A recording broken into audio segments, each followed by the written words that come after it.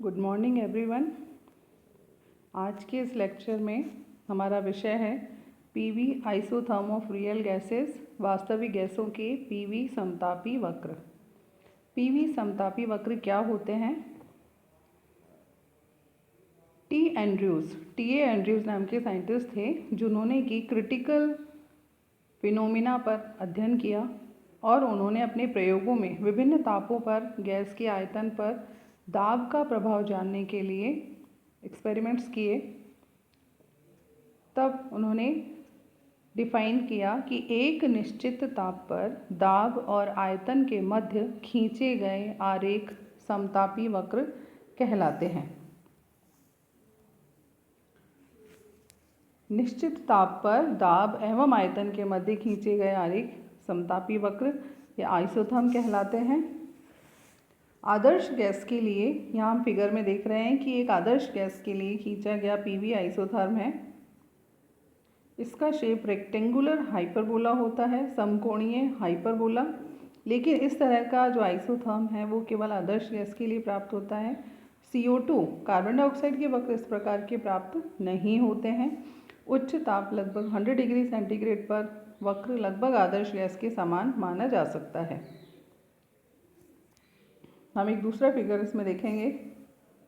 ये है isotherm of carbon dioxide gas. इस फिगर में सबसे निम्न ताप यानी 13.1 डिग्री सेंटीग्रेड टेम्परेचर पर के समतापी वक्र को हम जिसे हमने HIJK से यहाँ दर्शाया है, इस पर इसे ध्यान से देखते हैं। H बिंदु पर कार्बन डाइऑक्साइड गैसीय अवस्था में होती है, जो इसका राइट हैंड साइड में प्रारंभिक बिंदु है इस कर्व का H बिंदु। यहाँ पर कार्बन डाइऑक्साइड गैसीय अवस्था में होती है। जैसे जैसे दाब बढ़ता है आयतन कम होता चला जाता है। बिंदु I तक पहुँचने में गैस बॉयल के नियम का पालन करती है। बिंदु I पर गैस का संघनन प्रारंभ हो जाता है तथा दो प्रावस्थाएं गैस तथा द्रव उपस्थित हो जाती हैं। गैस का संघनन बिंदु J तक होता है और IJ लगभग क्षैतिज रेखा प्राप्त होती है, अर्थात इस संघनन के समय दाब स्थिर रहता है। क्योंकि सीधी रेखा है तो हम देख रहे हैं कि प्रेशर कांस्टेंट है। बिंदु J पर गैस पूरी तरह से द्रवित हो जाती है।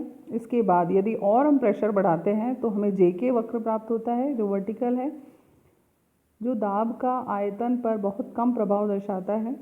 यहाँ पे क्योंकि आयतन परिवर्तित नहीं हो रहा है, आयतन स्थिर है। द्रवों के लिए भी ये प्रेक्षण बिल्कुल सही साबित हुए हैं, क्योंकि द्रव लगभग असंपीड्य होते हैं। ताप बढ़ाने पर वक्रों का क्षैतिज भाग कम हो जाता है और अंत में बिंदु B के रूप में रह जाता है। यह बिंदु B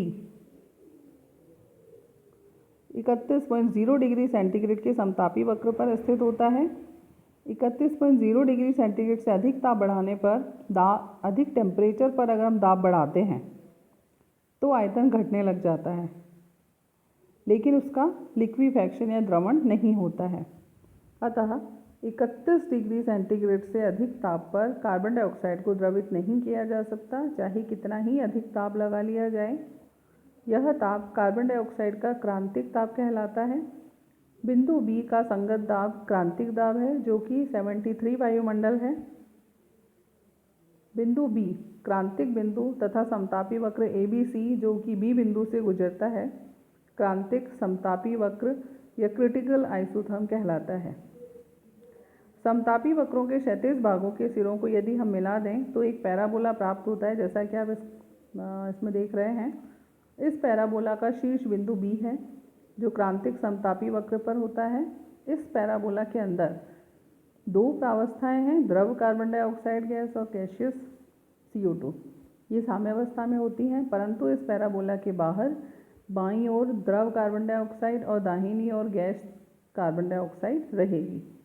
दाहिनी ओर यानी राइट हैंड साइड पर गैसियस CO2 और लेफ्ट हैंड साइड पर लिक्विड CO2 इसमें पाई जाती है। अगला टॉपिक है कंटिन्यूटी ऑफ स्टेट अवस्था सातत्य। अवस्था सातत्य क्या है? यदि द्रव का वाष्प में या वाष्प का द्रव में परिवर्तन क्रांतिक ताप से नीचे ताप पर करवाया जाता है तो यह परिवर्तन कंटिन्यूअस नहीं होता, क्योंकि इस पूरे प्रोसेस में द्रव तथा गैस दोनों प्रावस्थाएं पाई जाती हैं। हम फिर से पुराना वक्र देखेंगे।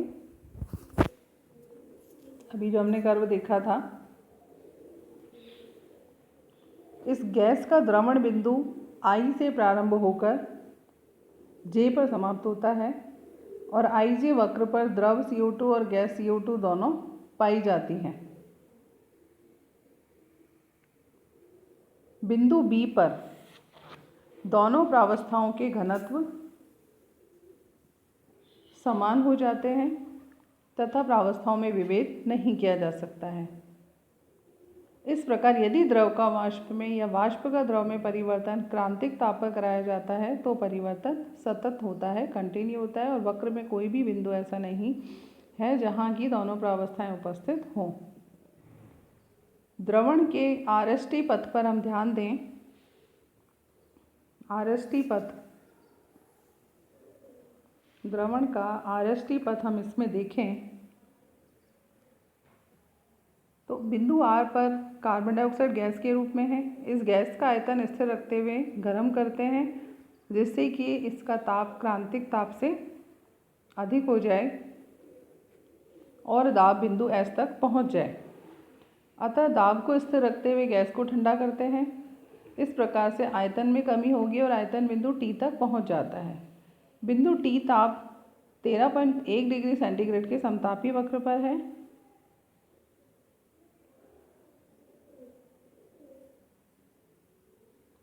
अतः T बिंदु पर कार्बन डाइऑक्साइड द्रव के रूप में होगी। अतः स्पष्ट है कि CO2 का द्रवण ST वक्र के सहारे ही हुआ है, परंतु ST वक्र पर एक भी बिंदु ऐसा नहीं पाया जाता जहाँ की CO2 द्रव एवं गैस दोनों प्रावस्थाओं में हो। अतः CO2 गैस का CO2 द्रव में परिवर्तन एक सतत परिवर्तन है। इस प्रकार विपरीत पथ के द्वारा CO2 द्रव का CO2 गैस में सतत परिवर्तन किया जा सकता है। पदार्थों की अवस्था में इस प्रकार के सतत परिवर्तन जिसमें दो प्रावस्थाओं में विभेद करना संभव नहीं होता है, अवस्था सातत्य या कंटिन्यूटी ऑफ स्टेट कहलाता है।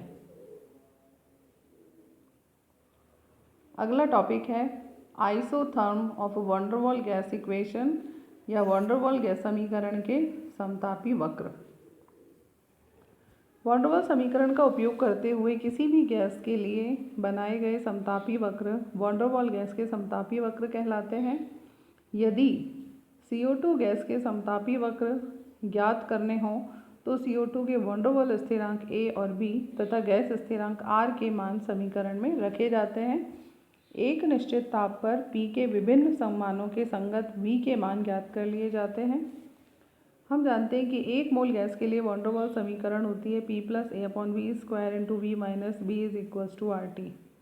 हम इस समीकरण को हल करके रीअरेंज कर लेते हैं, जिसमें कि सारी टर्म्स को लेफ्ट हैंड साइड में ले आते हैं। तो लेफ्ट हैंड साइड में जब टर्म्स को ले आएंगे तो इक्वेशन कुछ इस तरह से होगी। PV - PB, हमने ब्रैकेट ओपन करने के बाद आता है PV - PB + A/V - AV/V² - RT = 0।